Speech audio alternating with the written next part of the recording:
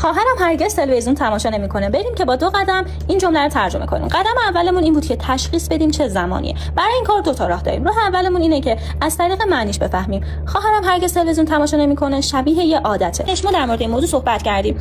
بیان عادت‌ها و روتین‌ها. تلویزیون تماشا کردن یه عادت دیگه، پس زمان حال ساده باید استفاده کنیم. این یه راه که تونستیم زمانش رو بفهمیم. راه بعدی اینه که ببینید ما اینجا یه قید داریم، هرگز.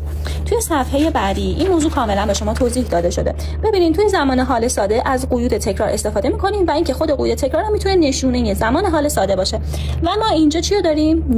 never یعنی همون هرگز. پس با این 2 تا راه تونستیم زمانش رو بفهمیم. فرمولمون حالا فرمول چی بود؟ فاعل، فعل، مفعول. چون زمان حال ساده است خیلی فرمول راحتی داره. بریم که جایگذاریش کنیم.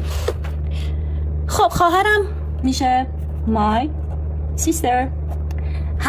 هرگز میشه چی؟ never. تلویزیون تماشا نمیکنه. بعد از فاعل همیشه فعلمون اول میاریم. تماشا کردن به انگلیسی میشه چی؟ watch. چون سوم شخصه اس بهش میدیم watches TV. به همین راحتی.